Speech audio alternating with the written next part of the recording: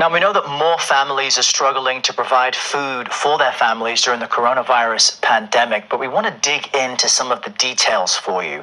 According to census data, the number of Americans who say they cannot afford enough food for themselves or their children is growing. Experts say it will get worse now that some government benefits have expired. The data shows, as of last month, about 12% of adults lived in households that didn't have enough to eat at some point in the previous week.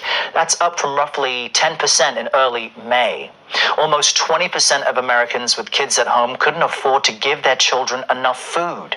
For more on this, I want to bring in Mariana Chilton. She's a health management and policy professor at Drexel University, where she's also the director of the Center for Hunger-Free Communities. Thanks for joining us today to talk about such an important issue.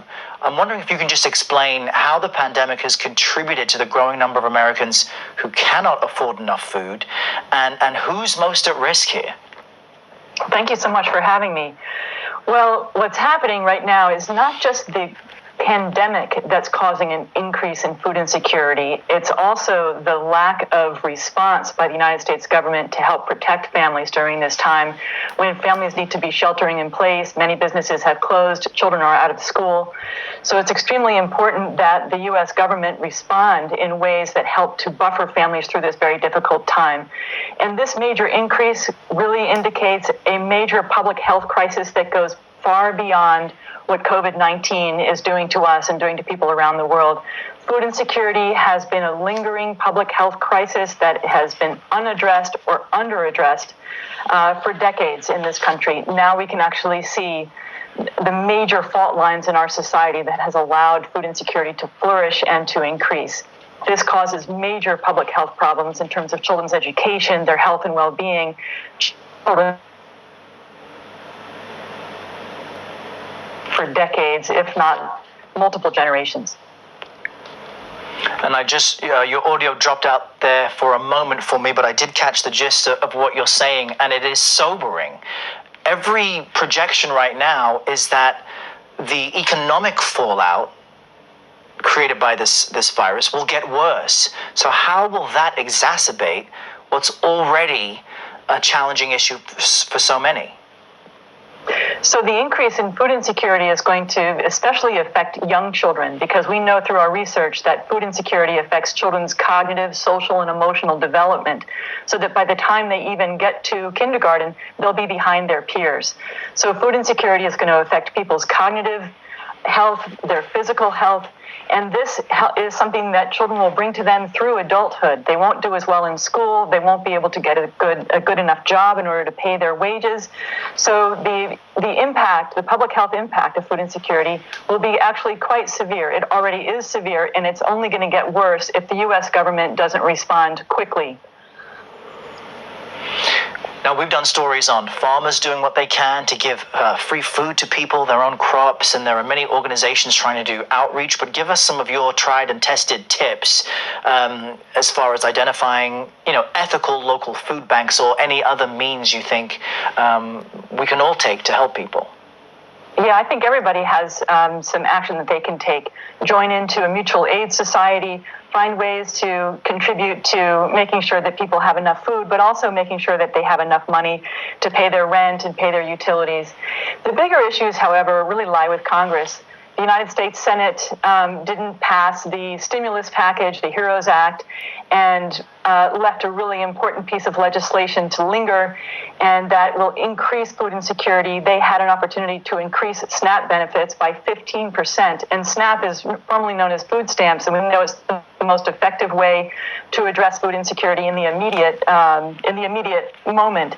But I really think we need to think about longer-term solutions. We are in a massive crisis right now, not just with COVID, but also with our government, with racial uprising and continuing racism in this country. So we really need to take more revolutionary approaches. That is, we need to look into reparations and make sure that we're investing into Black and brown communities in terms of housing, education, and healthcare, and making sure that indigenous communities and nations are having their treaty rights respected, because we know that Black, brown, indigenous people, and immigrants are suffering the highest rates of food insecurity.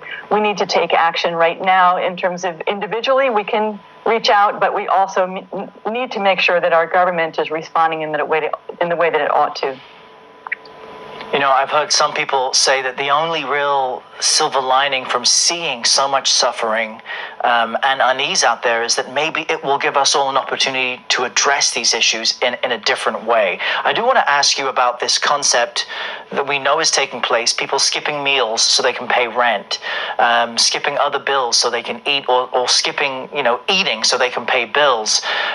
Senator Martha McSally urged her supporters to fast a meal so they could donate to her campaign. Now, later she said the suggestion was a joke, but when it comes to politics, people really listen and believe these things from their elected leaders. I'm just wondering what you make of a statement like that from an elected official.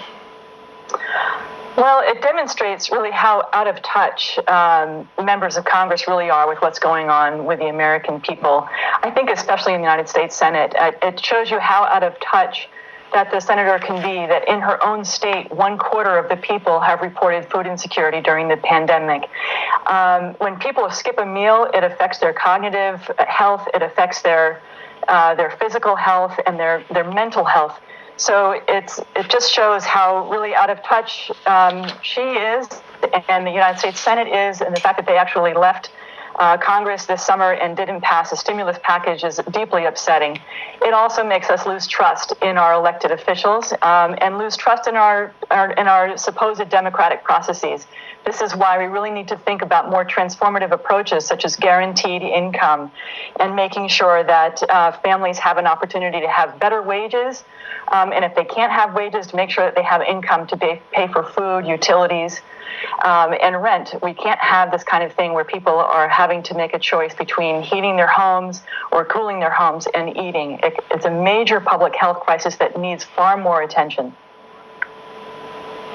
Yeah, I think certainly people are looking at issues that you've just suggested differently now than they would have a year ago. So we will see what comes of all of this. Really great to speak to you. Professor Mariana Chilton, thanks so much for your time today. Thank you for having me.